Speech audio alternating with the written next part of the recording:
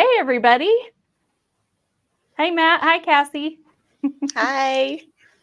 Well, here we are again today. We're going to be talking about our estate specialists and kind of a day in the life of what happens with our families when they use our service. So we can start with our introductions. Go ahead, Matt. Absolutely.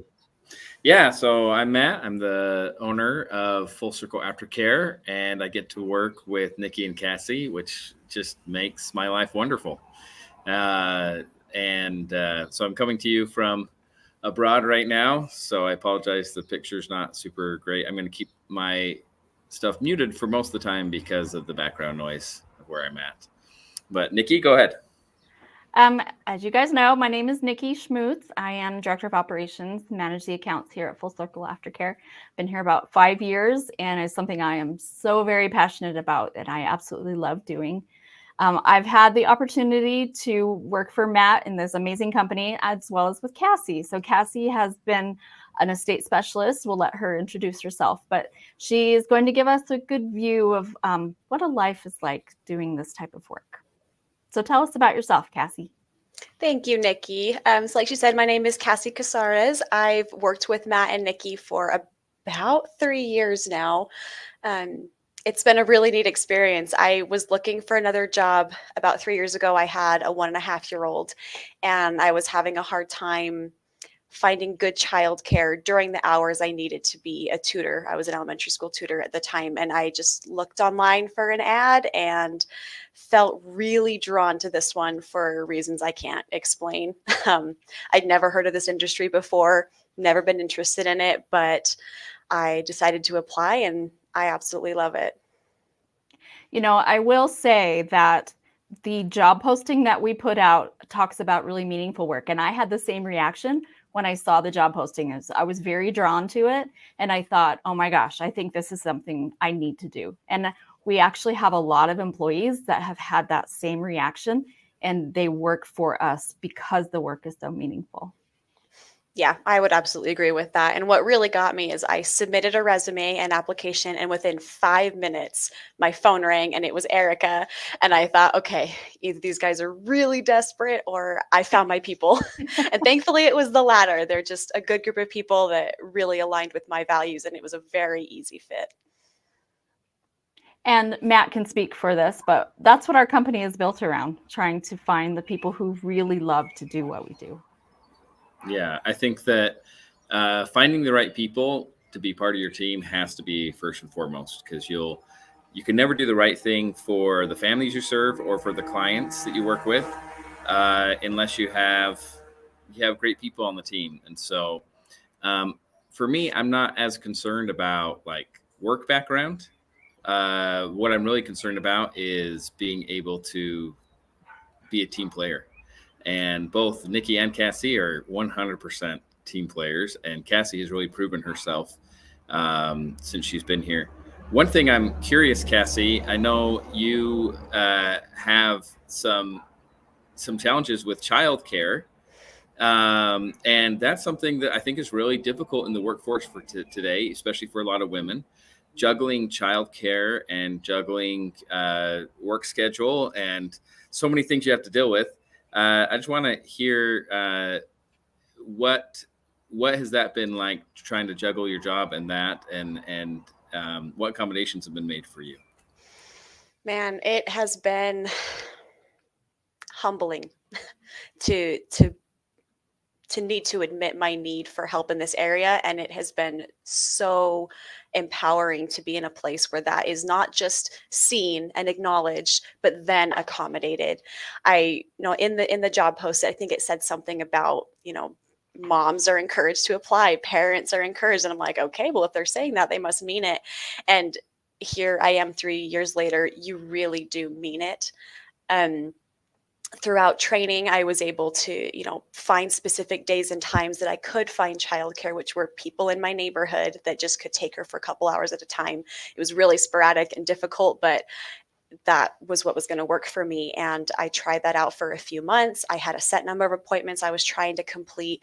And I remember calling my supervisor, Kathy, at one point just in tears because I was thinking I can't even keep up with this much. And I felt awful because I knew how much leeway was already being given to me to pick my own hours and my own schedule. And I said, I can't do this many. I need to come down to this many. Is that okay? And she's like, your family comes first. No hesitation. Your family comes first. That's okay.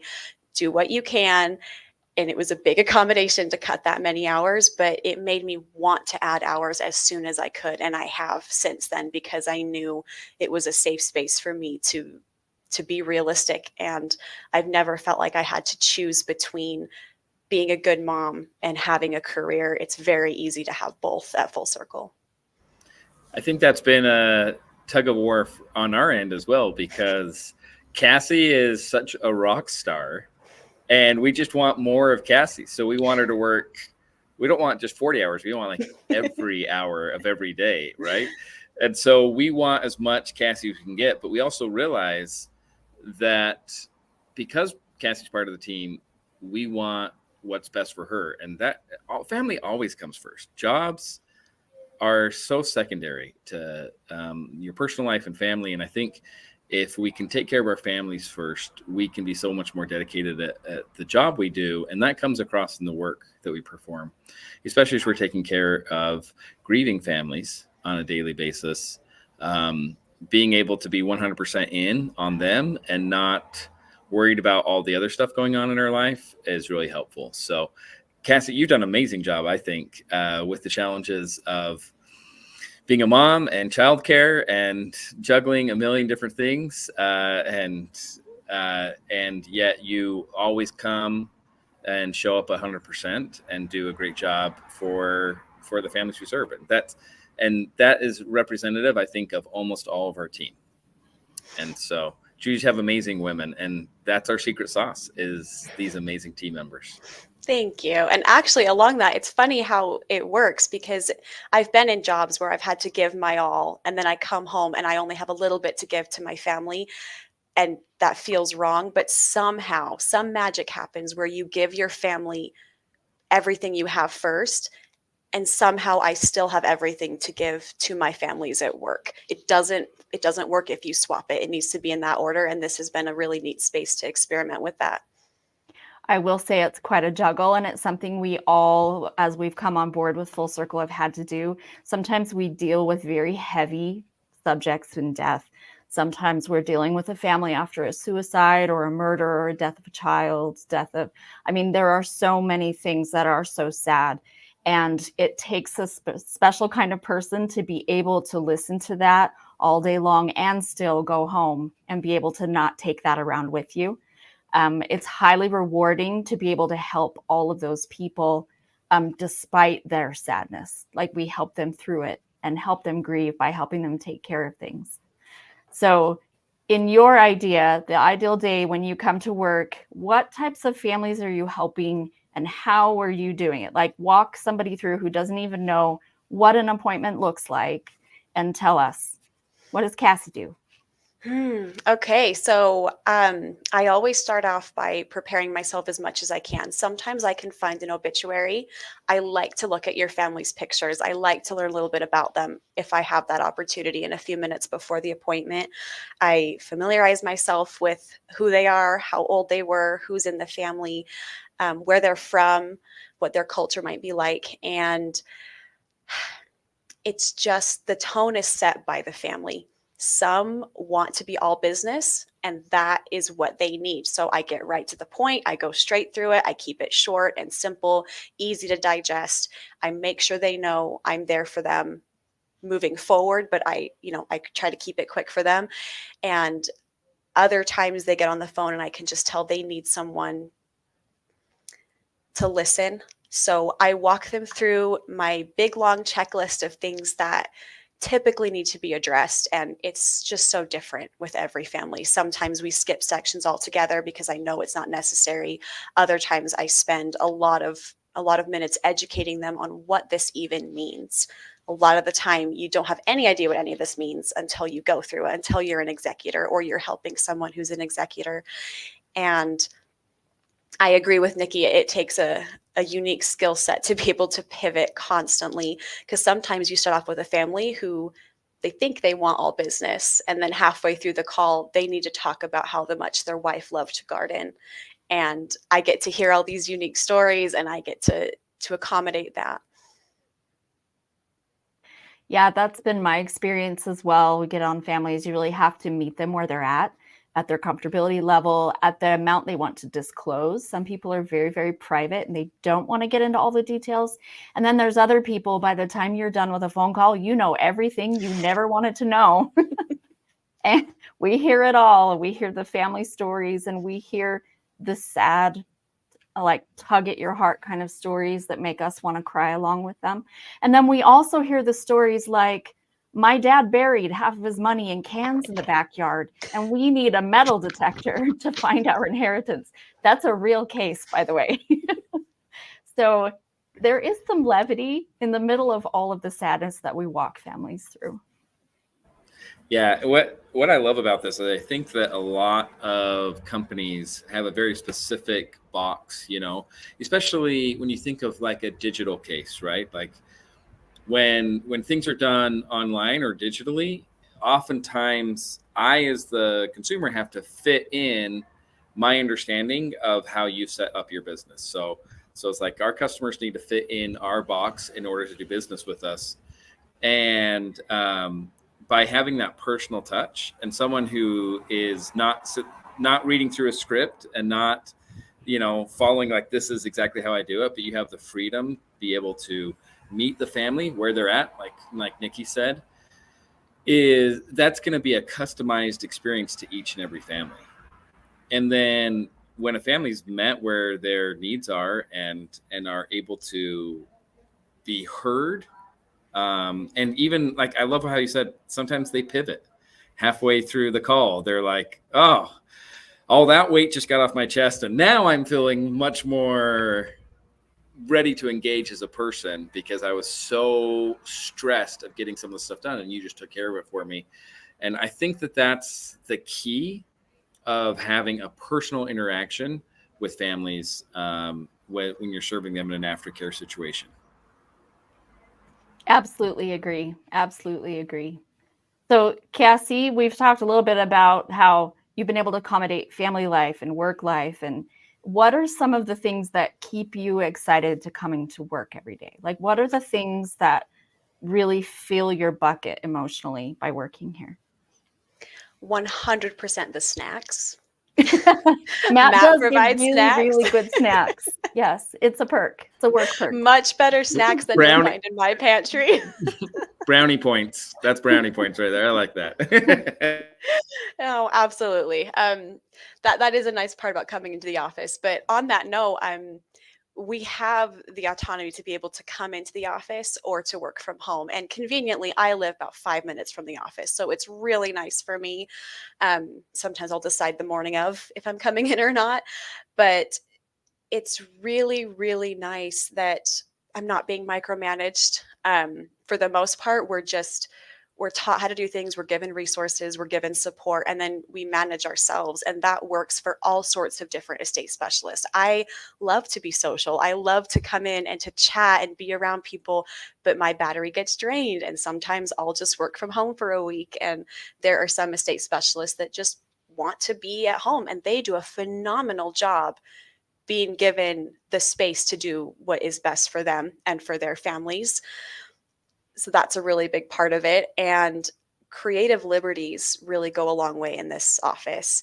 No one's walking around acting like they know that what they're doing is the best way to do things. And no ideas are shut down by, well, this is how we've been doing it, so we're not really open to any other ideas. My ideas are always validated, not always approved, but they're always validated and heard and seen. And I want to be somewhere that my voice matters and that I'm doing something valuable. I'm very particular about how I spend my time. And I really believe that my time is well spent here. That's fabulous and put very well. Thank you. Yeah. So you bring up an interesting question, and it's one that our clients ask quite a bit. So if you don't have a set script, right? Because we want people to be trained. I hate it when someone's talking to me, but I hear them reading a script and like, I feel so disingenuous. So you don't have a set script, but you definitely have a lot of background and training, and you're not being micromanaged. I know you've been involved in our quality control side of things. How, as a company, and how are you helping to make sure that with helping thousands of families every month, that everyone's getting the top-notch service, and corners aren't being cut, or bad information is not being given out? So I know you've been involved in that. How is that happening? Because it seems like that would be really hard to keep on top of. Yeah. And I think it is hard, and it takes time. I have been involved in the quality control side of things. I mean, all our estate specialists are aware that their call could be listened to at any point. So I'll listen to calls and I'll give feedback. But truly, I haven't had to give a whole lot of feedback. I do, but mostly it's, oh, this is great. This could be a little bit greater, and I think a lot of that comes from the culture that's been created here of no question is stupid. You can ask anything. And so estate specialists do ask, and they're not guessing. We say, I don't know, a lot. When I'm on the phone with the family, I know that I'm in a safe place to be able to say, I don't know. Either I can send off a quick message to all of our estate specialists are in a group so we can answer each other's questions if you get a difficult case, or you can Google it, or sometimes just say, I really don't know. That'll take me some time. Let me get back to you on that. So we're very aware we can't know everything, but we do put in a lot of work to stay up to date on current, processes and, state specific items. And a lot of work goes into it, which is why I think everyone that's here really wants to be here, because it's a commitment to become an expert in something that nobody gives a thought to until they're an executor, and it's all they can think about. Exactly. One thing too is that we've been compiling all kinds of information for almost a decade now. All kinds of things that would come up. We have it all in like spreadsheets and documents, and it's searchable. And so we have all this infrastructure that we've created over a long period of time. And things come up new all the time. I mean, I've been here 5 years, and every once in a while I'm like, oh, I'm not sure what to do in that. So we're going to research it and figure it out. So. Do families ever get frustrated because you say, I don't know? Or do they feel like maybe you're not such an expert because you can't answer them in that moment? I can't think of any specific examples. I mean, I do think sometimes they're a little disappointed that I'm not a magician. That's usually what they want. It's Yes, a magic solve to database. everything. Yeah. But it's usually in good humor, and they're kind and they're understanding, and they know that I'm human. And for every answer that I don't know, I usually know somebody who knows the answer, and they're happy to talk to someone else if needed. I think that one of the hardest things that can happen is a family doesn't know enough about their loved one's estate. Maybe they've been estranged. Maybe their loved one was super private. Maybe they've lived in different states for the last 10 years and they know nothing. And so when we do get frustration like that, it's usually because they expected us to be able to like look up on some magic database every asset their family member had, and there just isn't such a thing. So when we do get frustration, that is almost always the reason. Yeah, and actually I've heard a lot of feedback from families with the I don't know response, or let me double check that. I think I know the answer, but I want to double check before I tell you, so I'm telling you correct information. I've heard a lot of feedback from families saying, I really appreciate that you strive, that you're honest with me, because even me doing it for lots of years, even creating the checklist myself, there have been times I've been talking to family or friends and they ask me a question about state issues, and I'm like, I think I know the answer, but let me double check before I tell you, so I'm not giving. And they're like, oh wow, because it takes a little bit of humility not to be like, I know everything. and we think we do, but we never want to give even the slightest bit of the wrong answer. And I think families actually appreciate that, and it seems like there's more trust. I agree. Yes. Our new trainees, when they go through the process, are super nervous about telling a family that. I don't know, let me ask. But all they have to do is try it a couple times, and they realize the families appreciate it. Cassie, Yep. I want to get into some of the nuts and bolts here as you're helping families. I'm going to have two questions. One, how can you do so much in such a short period of time? Because, on their own, most families take a year and a half, 2 years to do what you're able to do in just a few hours. And then secondly, what is the maybe top 1 or 2 concerns that you hear from families all the time that we can just tell the world, like right now, here's a big concern that families have, and this is how you help them with it? Good questions. So something that I'll often tell families when I don't know the answer to something, or if I need to refer them out to somebody else, is I consider myself a 10% expert in 10 different areas. And so I know enough to get them organized. And I think that's really one of the secrets to how we're able to do so much. Is estate closing is monumental, but there are specific things that need to happen right away. And what an estate specialist does is they can listen to a family tell stories and give information about a variety of what's going on in their lives. And we can process that and realize, okay, the top 5 things that you should be concerned about right now are these things. And here's how I'm going to do some of them. Here's what you need to do. And we make order out of that chaos. It still takes a long time. There are some things that only the family can do, but we're able to whittle it down to what's most important, what we can do, educate them, and then we end by saying, I am here for you as long as you need me. And they do. They call back. They need follow-ups. We stay in touch as long as they need, as they're going through the items that only they can do or only a lawyer can do. And the gift we're giving is that organization. And then your second question, I would say Social Security. It's a beast. And it's something that we've spent a lot of time understanding. And I would say that most of the time, the most stressed questions I get about Social Security, I can wrap up in a couple minutes, because I can let them know if there's money for the family and how to get it and what they have to do. And it can be very simple once you understand all the ins and outs like we do. And then we can leave the complex items out of it, so they don't have to take up their brain space for things they don't need to know right away unless they ask. And probate, what that is and how it works and if they need it, I'd say those are the 2 top concerns. I would say that the things they're fearful about are always the top concerns. Those are definitely the very 2 top ones.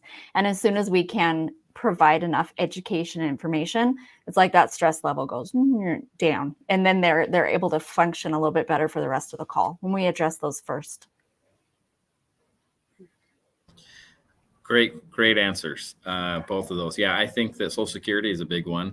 Definitely, probably the biggest one in my. And then, yeah, do I need an attorney? What's going to be triggered here? What is probate? Not even knowing that. And I think the third one that's maybe not even spoken is just, I don't know what I don't know. Right? I'm scared because I'm going to something that I don't know, and it might not be a big deal. Or sometimes I think families underplay what needs to be done. And that's kind of scary on our part when we're trying to say, hey, this is important to get through this.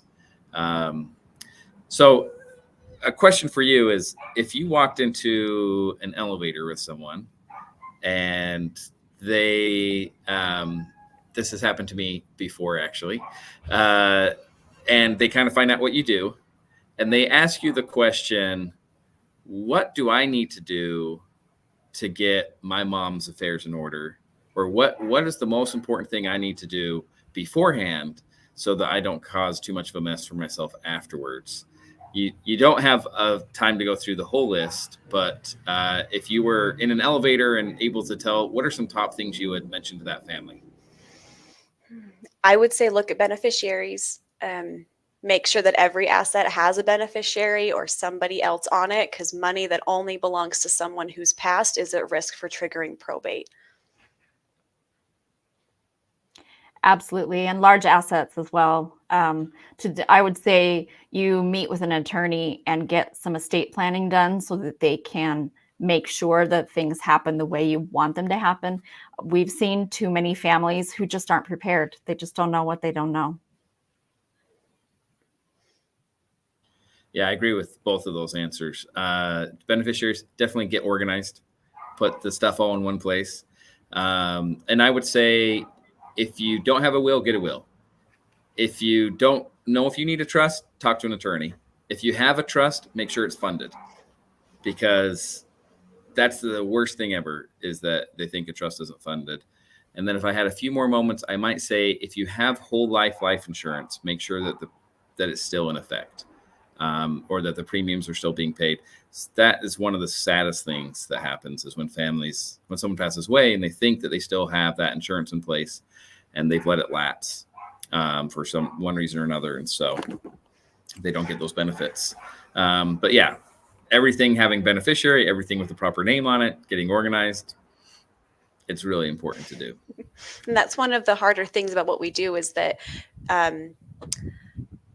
sometimes families, like in an elevator, only have a minute to talk to you, but most of the time that's the answer that everyone wants. What are the top 3 things I have to do to get prepared, when really the answer is, can I call you?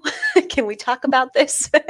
It does take a bit longer, but it's time well spent. And that's one thing I love doing with families, is not only am I educating them on what this means for their loved one's estate, but the thought on most of their minds is, oh my goodness, how can I prevent this for myself? And we have answers for that too. And being able to walk them through next steps and kind of solve that problem in advance, it feels like a real gift to them. And yeah, it might take longer than an elevator pitch, but it is time well spent.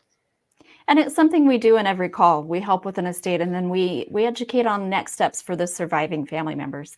But during that call, Cassie, why don't you share some of the other kind of notifications that we commonly make for families?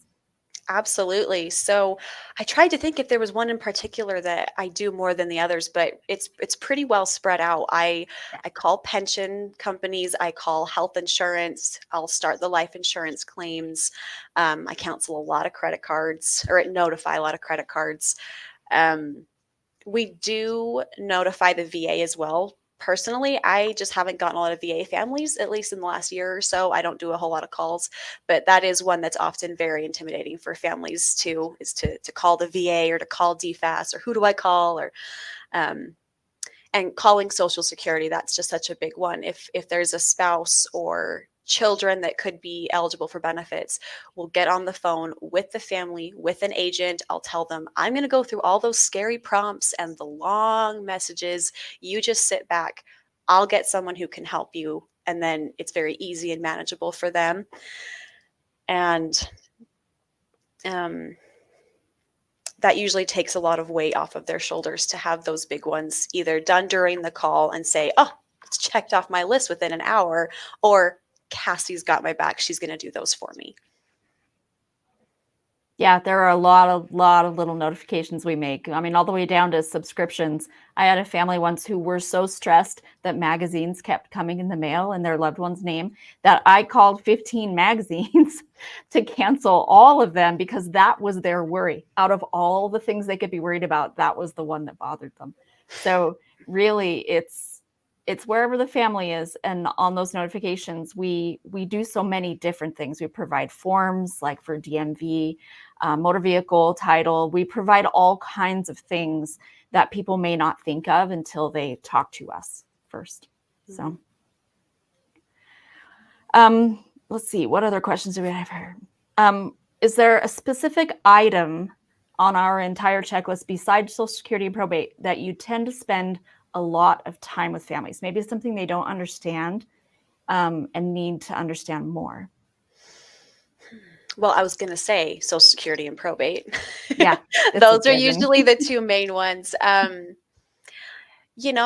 say credit cards. something that I'll do really often for families is we'll run a credit report or run a credit check while on the phone with the family, so that there's no surprises of anything that's open in their name. And most of the time, the family's already aware of all the different credit cards, but sometimes we find things they didn't know about. And so then that opens another conversation of, okay, what do you want to do with these? How should we handle them? How much am I doing? How much are you doing? And it's more of a logistical conversation rather than education like probate is, but that one usually takes a bit of time for me. In my experience, questions about homes, if they're not triggering probate, they still have questions about what to do with a deed or how to contact the county, or there's a lot of fear around that type of thing too on the larger assets. So what would you want a funeral director or hospice worker to know about our service that would inspire them to be telling everybody about it instead of maybe just including our brochure in a stack of papers? I love this question. I want them to know that I love their families so much. And I'm not the only estate specialist that can say that and really mean it. I love your families.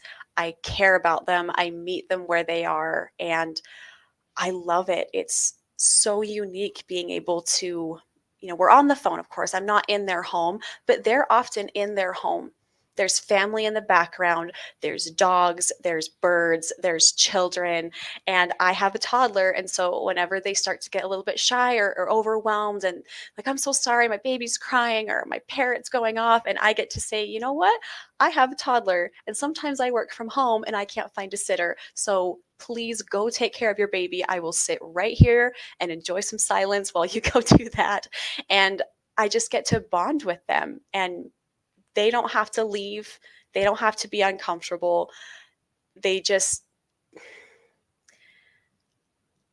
get the chance to take a weight off their shoulders that they sometimes don't even know is there, and to really just be empathetic. And that's something so unique about this team that Matt has created is we're tough. We have very, very thick skin when it comes to these really difficult and emotional things that we're facing every day. To be able to talk about death like this, it's not easy, but somehow still so compassionate and so empathetic and able to use either of those skills, and to determine when to use either of those skills is something that only an estate specialist here can really do.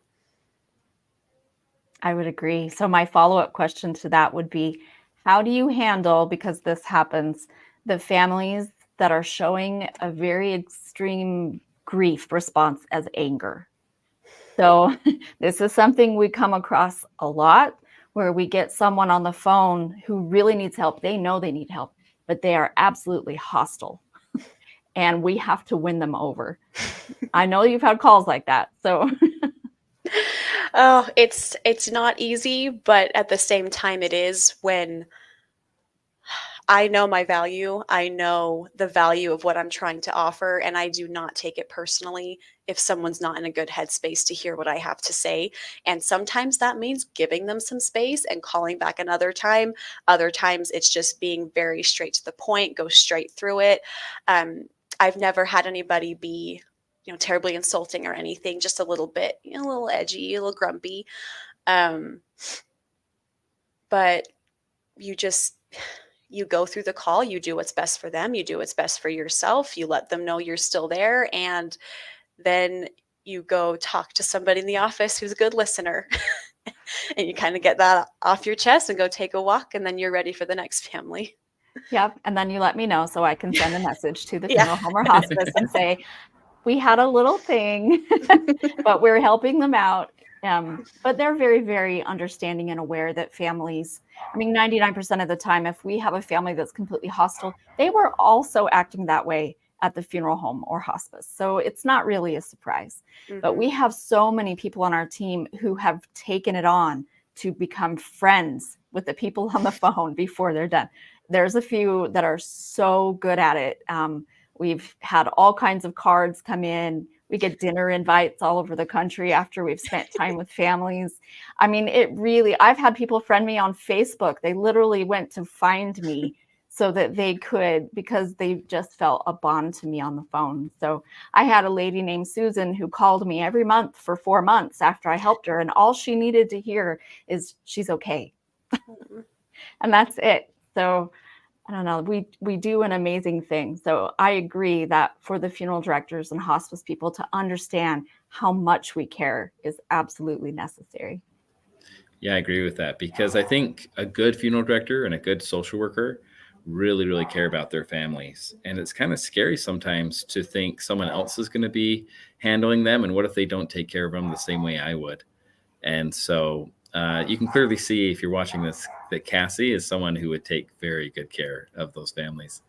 I have a question, which I didn't prep you for, so I'm just going to throw it out there. Okay. What challenges do minorities and or immigrants face that that you've been able to help with in this, after loss of a loved one? Because sometimes I think their challenges can be a little bit different that we might not all be aware of.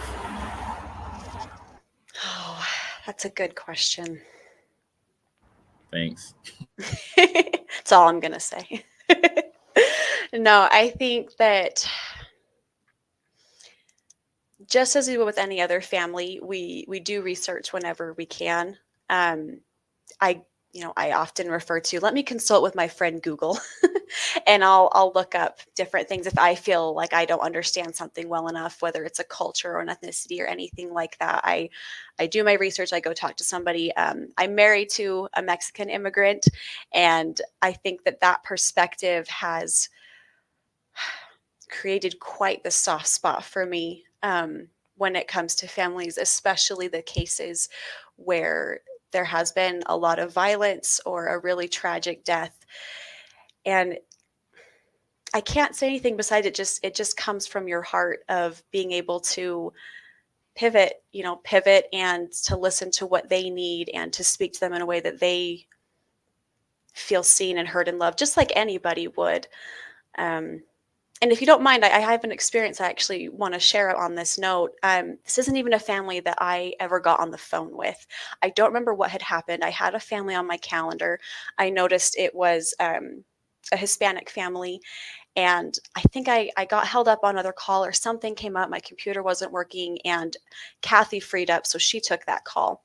And once I was available again, I opened that deal. And I saw there was an obituary for this young man. And I decided to look into it just to get to know them a little bit. And I admit I was, he looked like my husband. He was his age. He was Hispanic. His family looked like my family. He had young kids. And a lot of the time when I've seen young deaths in the Latino community, it's often the result of violence or drugs or gangs or something like that. And that's what I had expected. And so to open up his page and to just see this family that looked just like mine, it wrecked me. And I just wept. I looked through the whole, the slideshow, the tribute slideshow for his family and of his kids and his wife. And I just cried. I never spoke to the family. I'm glad that Kathy did, because I wonder if that's one that would have maybe made it hard for me to do a good job for the family, to have it feel so close to home. But I called my husband and I cried to him for a while. And that one was a really personal experience for me. That was a good reminder of just how sacred it is what we're doing. Like I said before, we do have thick skin. We're able to deal with really difficult situations and to keep our composure throughout that. But every once in a while, I think we really need to have something tug at our heartstrings to kind of give that reality check of exactly what families that we're helping, and to not understand in any way what they're going through, but to feel it. Absolutely. We had Erica ask, there is an emotional weight you feel when you deal with so many grieving families, and how do we deal with it? But you just addressed part of that, is that we talk to people in our office, we talk to the people we love. We are able to look at, okay, this one was triggering for me because of my own personal experience. But even that being the case, we still are able to help families all the way through that journey, and partially because of the empathy that we do feel. And that empathy is so predominant in all of our estate specialists. And it's a necessary component to truly help someone. Like Matt said, we're not reading off a script. We're truly speaking, communicating with each family about all of the things they need. And I've had a few calls that were super triggering as well. And you just have to pick it apart in your brain and realize why it is, kind of shrug it off a little bit, but with the idea that we're doing something amazing, and those families' weight that they bear is going to be just a little less after we talk to them. Well, Cassie, this has been so helpful to kind of take a little peek into what you do on a daily basis, the families you help, the emotional side of caring for these families, not just the business side. I have really enjoyed hearing from this, and I hope this has been helpful to people out there.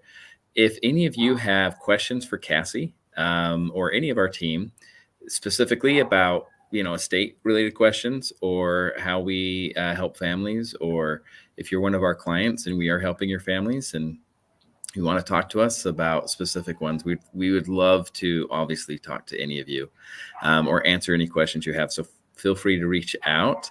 And Nikki, anything else we need to cover? When's the next SBA? Do you know? Yeah, we're going to go live again on May 9th, and that'll be at 1 p.m. Mountain Standard Time. And we're going to do a deep dive on what families need to know about the VA, so Veterans Affairs. Wonderful. Super exciting. That's going to be really, we got a lot of tough questions on this one, and yeah, it's hard. In fact, well, I'll have a little story to share next time, it's pretty funny. So I'll leave that cliffhanger there. Cassie, we'll let you leave the last word. Oh, real quick question. Where are we located? We are located in Utah. So that's our home base. But we can help anyone across the country and Canada. Correct. Actually. So. Correct. Yep. Cassie, it's been awesome having you. I'm going to leave you at the last word. Anything else you want to share with us about how amazing you are? Because I think we're all impressed. Oh, thank you, Matt. This has been wonderful. Thank you so much for having me. I love to talk about what I do. Ask any of my friends. It's all I talk about. I'm really honored to be a part of this company and to be able to make a difference. I really think that the purpose of this company is to fill a need that most people don't see or are actively avoiding. And that can be aftercare for families, and also a safe place for parents to really thrive at work. And that's been something I've been personally able to experience. So thank you for that. Absolutely. We're all trying to do our best and leave an amazing path of helpful people in the world. So I guess until next time, when we share information on the VA, everybody have a great week. Bye. Bye.